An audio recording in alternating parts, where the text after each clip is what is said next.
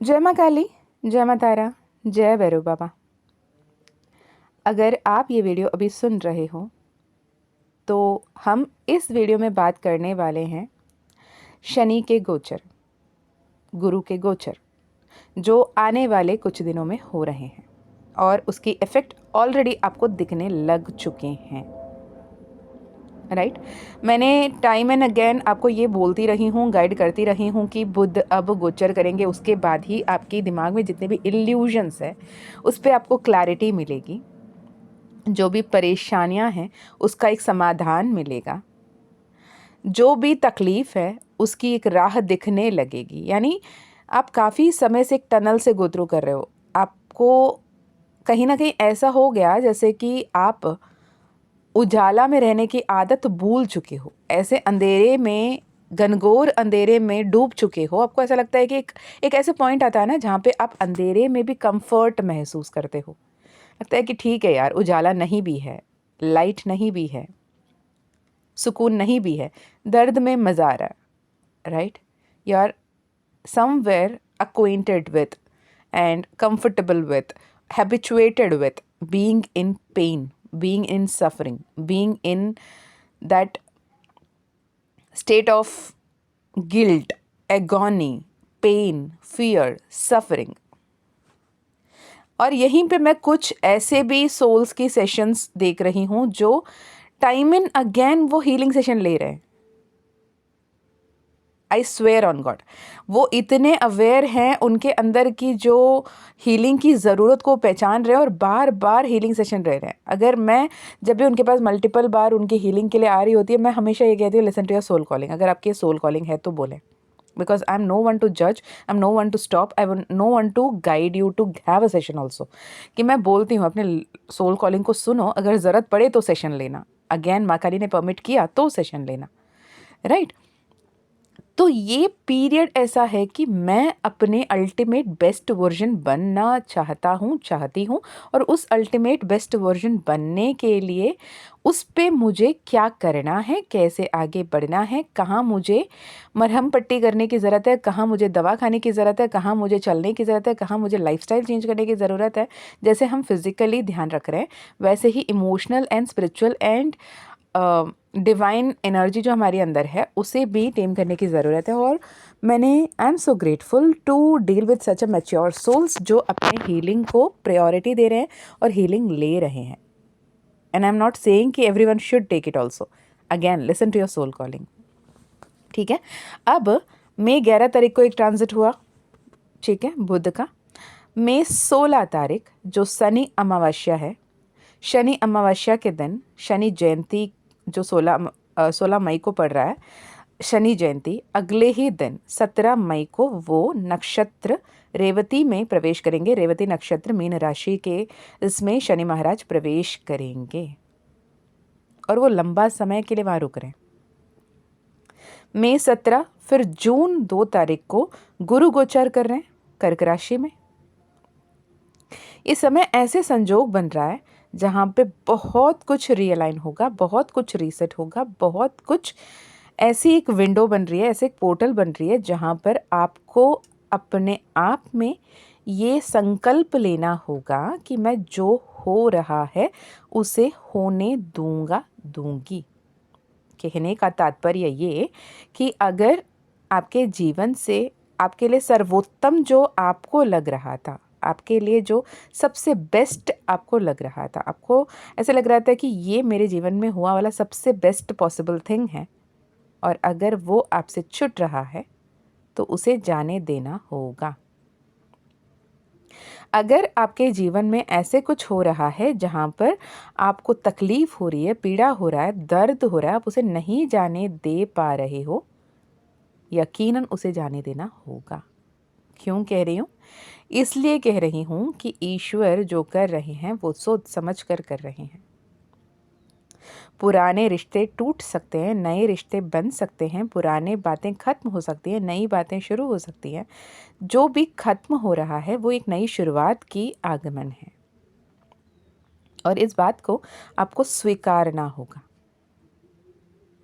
नहीं स्वीकारोगे तो divine intervention होगी, टावर मोमेंट होगा और उसके बाद आपको नए शुरुआत की तरफ धक्का दिया जाएगा। जब तक आप लेट गो करने के लिए तैयार नहीं हो, आप भी कुछ अच्छा मैनिफेस्ट नहीं कर पाओगे। आप भी उसी फंसे हुए, उलझे हुए, अटके हुए एनर्जी में रह लोगे। ये सिर्फ मनुष्य के नहीं, दिव्यता की, देवता की, देवादिदेव महादेव के साथ भी हुआ है। मैं अगर उदाहरण के तौर पे आपको समझाने की कोशिश करूं तो जब माता सती को रोका था महादेव ने कि मत जाओ सती, विनाशकारक होगा, अनर्थ हो जाएगा, जहाँ पे तुम्हें आमंत्रित नहीं किया, जहाँ पे तुम्हें निमंत्रण नहीं भेजा गया, वहाँ पे नहीं जाना चाहिए। पर माँ सती नहीं मानती हैं, पिता के घर ही हैं, मेरे पीहर है, मैं जाऊँगी, ये बोलकर माँ जाती हैं और वहाँ पे कुछ ऐसा होता है जहाँ पे सब कुछ विनाशकारी रूप में बदल जाता है। माँ सती अपने आप को अग्निकुंड में झोंक देती हैं, त्याग देती हैं। देह त्यागने के बाद जब अर्ध जला हुआ देह को लेकर शिव उसे लेट गो नहीं करते। उस पर्टिकुलर मोमेंट में वो वीरभद्र का जन्म देते हैं, अवतरण देते हैं, बोलते हैं कि उस दक्ष की जो यज्ञ है, महायज्ञ है जो चल रहा है, उसे शमशान घाट में बदल दो। तो वीरभद्र जाकर सब कुछ तहस नहस कर देते हैं, दक्ष प्रजापति के मुंड काट देते हैं। उसके बाद सब कुछ अल्लोहल हो जाता है और वहाँ पर जब फिर महादेव पहुँचते हैं सती माँ को देखने के लिए, सती माँ मृत शरीर वहाँ पे पड़ा हुआ होता है, जला हुआ मृत शरीर वहाँ पे पड़ा हुआ होता है और उसे देखकर चीखते हैं, चिल्लाते हैं, दर्द में, पीड़ा में। वो समझ नहीं पाते देवादिदेव महादेव हैं। वो अपने प्यार को, अपने प्रेमिका को, अपने पत्नी को, अपने दुनिया को सामने ऐसे उजड़े हुए देखकर वो बिखर जाते हैं, परेशान हो जाते हैं। फिर भी देवादिदेव महादेव हैं, भोलेनाथ हैं। जब उनके सामने उन माँ सती की माँ आकर उनके पैरों पे पड़ती हैं, बोलती हैं मुझे माफ़ कर दो, हम सबको माफ़ कर दो, मुझे पुनर्जीवन, उनको दान दे दो, दक्ष प्रजापति को पुनर्जीवित करने की मांग करती हैं, प्रार्थना करती हैं, विनती करती हैं, तब महादेव शिव बकरे के सर लगाकर उन्हें पुनर्जीवित भी कर देते हैं। जितना क्रोध, जितना उग्र, जितना तांडव करते हैं, उतने ही क्षण भर में वो भोले बाबा के रूप लेकर उन्हें जीवन दान भी दे देते हैं। पर माँ सती ने खुद की मर्जी से अग्निकुंड में झोंका था, तो उन्हें पुनर्जीवित करना सही नहीं है। कर्म, राइट? क्योंकि दक्ष प्रजापति को जब वो पुनर्जीवित कर सकते थे, माँ सती को क्यों नहीं? सवाल काफ़ी लोगों की ये भी आती है। दक्ष प्रजापति खुद के मर्जी से नहीं मरे थे, उन्हें मारा गया था। गणपति बप्पा का जब सर कटा था तब भी वो खुद की मर्जी से नहीं मरे थे, उनके भी सर काटा गया था। पर माँ सती खुद के मर्जी से वो आत्महत्या नहीं, देह हत्या करती हैं खुद की, तो उन्हें बचाना पॉसिबल नहीं है, राइट? तो इस पर्टिकुलर पॉइंट में होता क्या है कि वो लेट गो नहीं करना चाहते। कौन? देवादिदेव महादेव खुद, ना आदि ना अंत, सर्वोत्तम, सर्वश्रेष्ठ।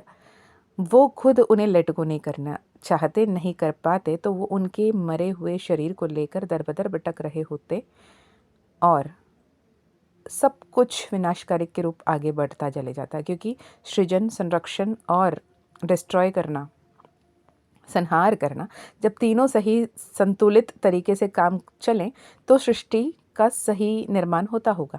पर सृजन चल रही है, संरक्षण चल रही है, संहार नहीं हो रहा है, शिव डिस्ट्रॉयर नहीं काम कर रहे हैं वहाँ पर, तो यहाँ पे वो जो इक्विलिब्रियम है वो डिस्टर्ब हो गया, राइट? तब डिवाइन इंटरवेंशन होती हैं। श्रीमन नारायण के स्वरूप में श्रीमन नारायण खुद ब खुद आते हैं।